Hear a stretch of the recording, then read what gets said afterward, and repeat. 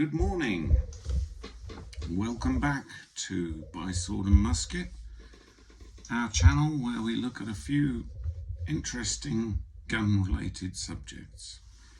Now, in the last video I published, we looked at, in some depth, this fine pistol by R. Burnand of Newcastle upon Tyne. If you remember, it was highly decorated with case colour hardening. Also, it's an over and under, but this is typical of the period where a man had to defend himself and his lady, whether it was in the UK, Great Britain, abroad, France, Europe, or the Americas. Now, one might personally think that those colourings are a little bit gaudy, or a little bit over the top for a Victorian gentleman. So the more standard approach was to have a blued or black finish. And that's what we're going to look at today. I've got a pair of lovely pistols here, self-protection in a blued finish. Now, the absolute coincidence in this situation is that these pistols are by exactly the same maker, R. Burnand of Newcastle upon Tyne in Great Britain. So we can see that this kind of quality was really his stamp.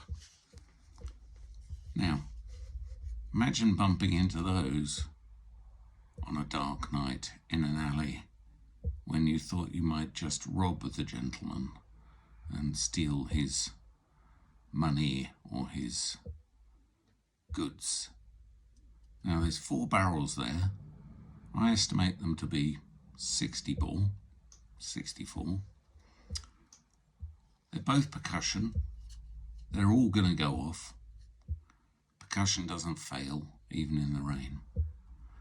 So what Mr. Burnand is offering there for the Victorian gentleman is absolute protection in a period where there wasn't a very reliable police force, and there were definitely places you didn't want to be after dark.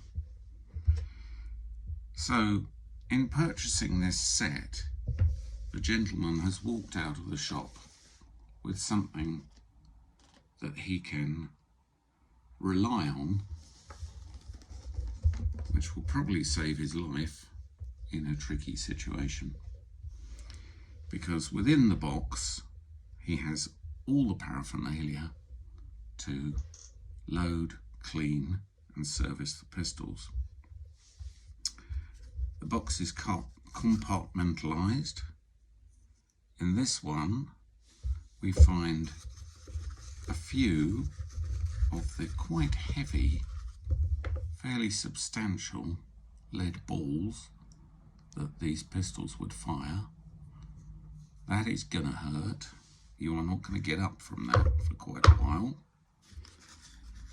What's quite nice with this set is that we actually have the key which operates the lock. Closes still. It's often one of the first pieces which is lost from these sets, but you can hear the lock quite clearly clicking into position. So we keep that in there with the ball. We have the loading equipment, black ebony handle cleaning and clearing rod, once again with the coarse threaded screw that would go into a ball that was stuck in a barrel if something had gone wrong. We have a loading profile on this piece to help push the ball in. Also, we have alternative jags for cleaning and clearing. There's even a wire brush type jag here for really scrubbing that unpleasant black powder out of those bores. We have the bullet mould, once again with sprue cutter. Sprue being the leftover part which comes out of the top hole here when you're moulding the ball from molten lead.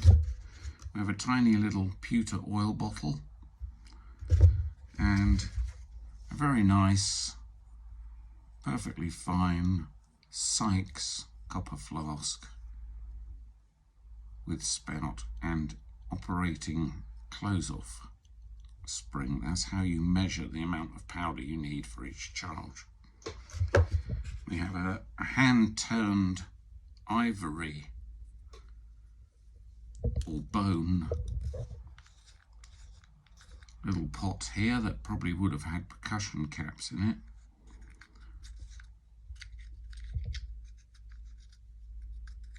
I'm not going to force that because it's split in time. I'll pop that back together later when I'm off camera. Anyway, to the pistols. They are engraved along the top strap, Arbor End, Newcastle upon Tyne, which is the same as was on the over and under. There's a couple of things that stand out as similar to the other pistol. He has once again engraved around the muzzle of the pistol in exactly the same fashion, although side by side. We have the same neat, not over elaborate Victorian floral engraving, decorated monster's head cocking pieces. Now we have double triggers. Traditionally, the right hand trigger is the first barrel, the right hand barrel to go off, and then you drop back to the left in an instant. We'll let those down carefully. Once again, these nipples are really showing no use whatsoever. There's no hammering over or dulling or even loss of finish. So it makes you wonder if these were ever actually sold and used properly. Certainly the silver escutcheon on the back of the checkered walnut handles is in fact plain, so it hasn't had a coat of arms engraved upon it. You can see the fine engraving along the back strap and the top of the action. Really is superb. The barrels are sighted,